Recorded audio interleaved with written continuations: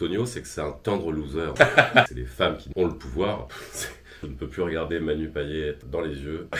Tout ce tournage s'est fait vraiment avec une légèreté, mais aussi beaucoup d'amusement et de professionnalisme.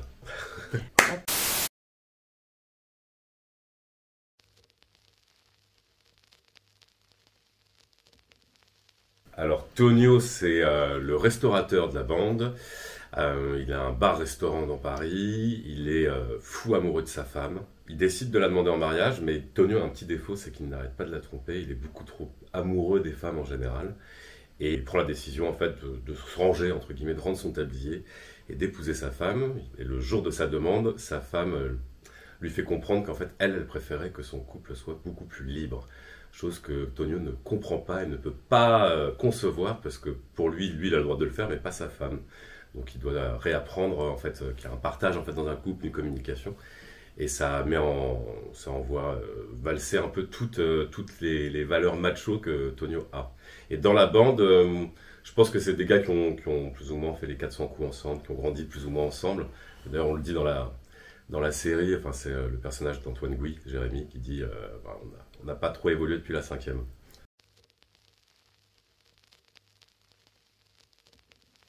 Ce qu'il faut savoir, c'est que moi, je n'avais pas regardé Machos Alpha. J'ai pas voulu regarder Machos Alpha. Je savais que c'était une adaptation que Noémie Saglio et Olivier Rosenberg étaient en train de faire, mais pour pas m'influencer en fait, même dans le jeu ou autre, j'ai pas voulu regarder ce qu'avaient fait nos camarades espagnols. Je crois que c'est vraiment une série qui est pour le coup très française, un remake très français, parce que le ton et l'ancrage géographique font que c'est une série française, pour moi.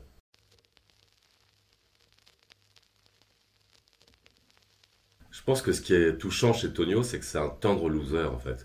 Mais un peu comme les trois autres gars.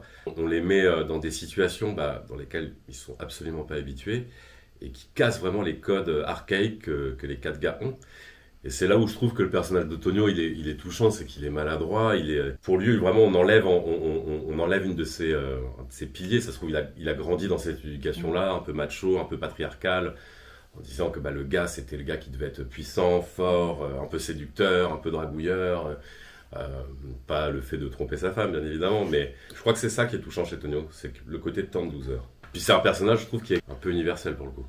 C'est-à-dire qu'on peut, je crois que c'est bien fait dans Superman, et même je pense dans Machos Alpha, c'est que c'est des types de situations dans lesquelles tout le monde peut se retrouver. Et chaque couple représente soit des amis qu'on connaît, soit des potes, soit quelqu'un dont on a entendu parler, soit quelqu'un de notre famille. Et on arrive, je pense, facilement à s'identifier à ces personnages. Que ce soit féminin ou masculin, hein, parce que ce qui nous sauve quand même dans la série, ce sont les personnages féminins. Et on leur doit beaucoup.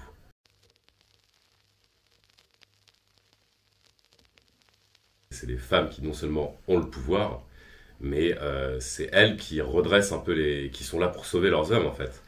Et c'est pas l'inverse, parce que dans une série un peu rom-com classique, ça serait plutôt les hommes qui vont tout faire pour aider leurs femmes, les mettre en valeur, les sauver de je ne sais quoi. Et là, pour le coup, c'est totalement l'inverse. On joue vraiment le contre-pied sur la série Superman.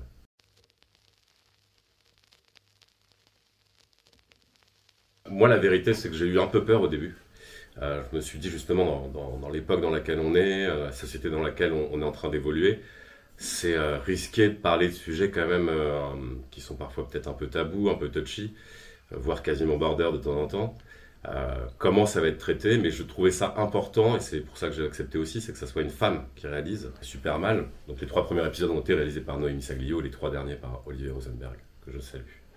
Mais ça m'a déterminé dans mon choix, et je me suis dit que oui, effectivement, fallait, et c'est toujours intéressant, et ce métier permet vraiment ça. C'est une sorte de vecteur, le cinéma, ou la télé, ou même la chanson.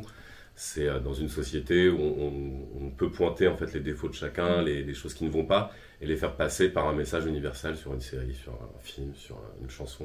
Et je trouve ça important de défendre ça, cette liberté d'expression tout simplement.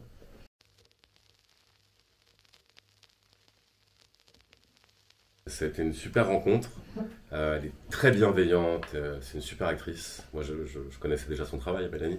Donc j'étais ravi quand j'ai su que j'étais son gars dans la série. On a travaillé, je crois, naturellement en fait. Il y a pas eu véritablement de gêne.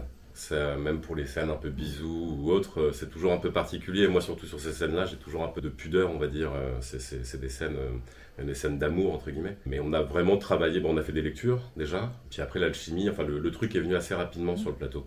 Puis on était quand même très bien encadré, que ce soit par les réalisateurs, par l'équipe technique.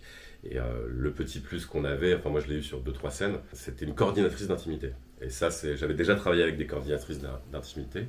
Et d'ailleurs, je la salue, elle s'appelle Monia. Et c'est vraiment, si tu te décharges en fait d'un poids, tu vois, t'arrives sur le plateau, tu n'as plus d'angoisse, quoi. Tu te dis, bon, ok, je sais où je vais, je sais qu'on va pas profiter de la caméra pour filmer des trucs que j'ai pas envie de montrer. Tout ce tournage s'est fait vraiment avec une légèreté, mais aussi beaucoup d'amusement et de professionnalisme.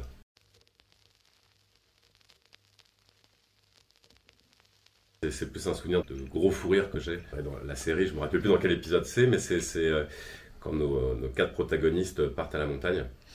Et il se passe une scène dans une cabane un peu particulière où Guillaume Labbé a un petit problème dans l'entrejambe. Et on décide, dans un état second, de le soigner. Et cette scène-là me restera, je pense, à vie, marquée dans l'esprit, dans le cœur. Parce que ça a été un des gros fous rires, quoi. Et depuis, je ne peux plus regarder Manu Payet dans les yeux, sinon j'en éclate de rire. Voilà, c'est un truc qu'on a même en interview, on ne veut pas se regarder. Parce qu'on a cette déconne-là et l'œil qui frise très rapidement entre nous. Donc voilà.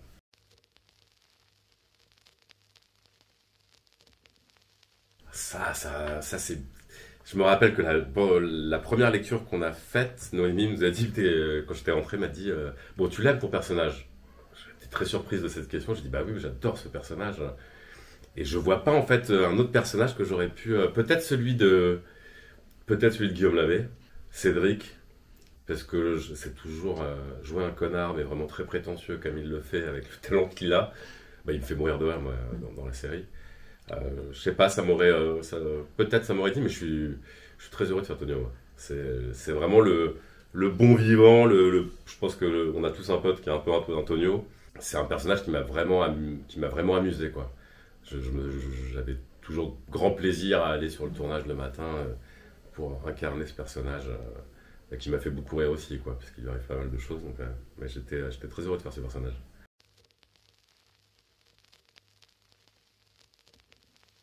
Je crois que ce sera un mot, communication. On parle beaucoup plus ensemble, qu'il y a un peu plus de bienveillance et que quand tu as un problème, bah, tu essaies de le réparer au lieu de le jeter, quoi. Mais ouais, la communication. Et puis surtout, j'espère que les spectateurs auront passé un bon moment et qu'ils auraient envie, peut-être, si on a la chance, de peut-être poursuivre ça sur une saison 2. Bah, merci beaucoup, Libé en série.